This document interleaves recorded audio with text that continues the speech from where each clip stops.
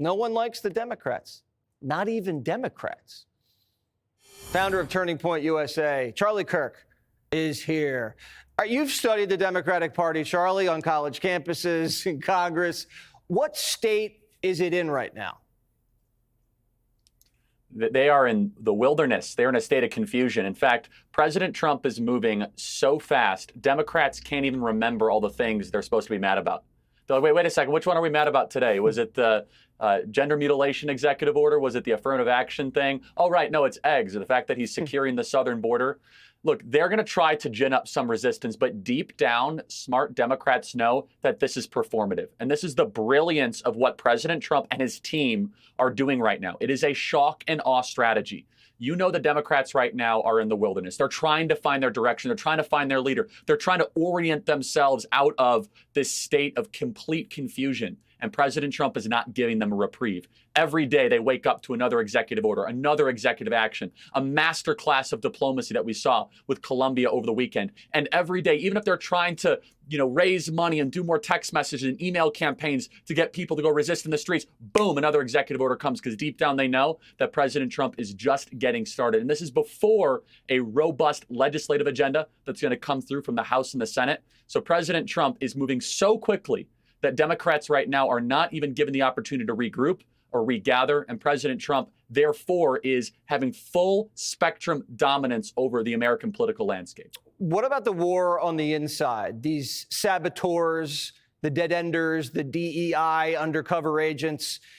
He's trying to root them out. Some of them are just announcing they're going to stay in the federal government and just pull pins out of hand grenades.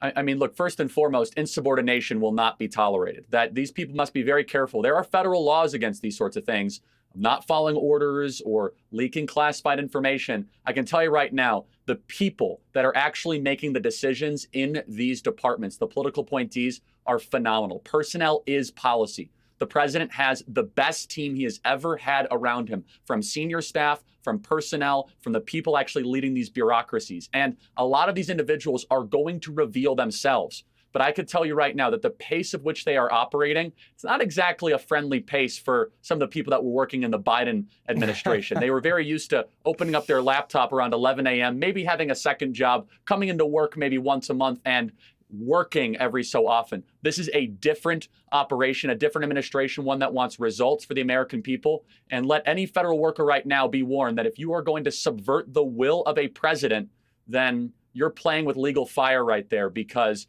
it is very clear in Article 2 that the President of the United States is in charge of the federal bureaucracy. You don't get to call the shots. You follow orders, or you can go find a job at Salesforce. We were just joking upstairs. Now there's a trade war against Mexico and Canada. And any other news day, this would be top line.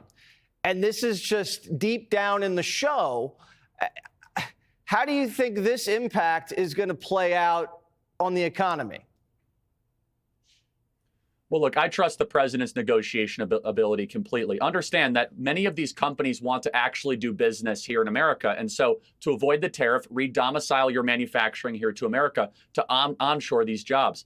Look, I think that is when it comes to immigration, using the tariffs as a negotiating tactic to get Mexico to come to the table is brilliant. And I think the president using tariffs in the way he has to encourage manufacturing to come back to this country has been long overdue. We used to fund the entire federal government with tariffs. We used to fund all of our goods and services that we had through tariffs. In fact, I love the president's idea of the External Revenue Service. Get rid of the Internal Revenue Service. Let's start actually taxing the rest of the world. And we're able to do this as the world superpower, as the incumbent economic power, because everyone wants to do business here. It's one thing if you're Portugal. It's one thing if you're Spain. It's another thing we're the United States of America, because people want to come here. This will result in trillions of dollars of more investment and capital coming into our country. So Charlie wants to get rid of the income tax, so they just pay the federal budget down with tariffs. I know why. It's because Charlie's making so much money. And you know what? I agree.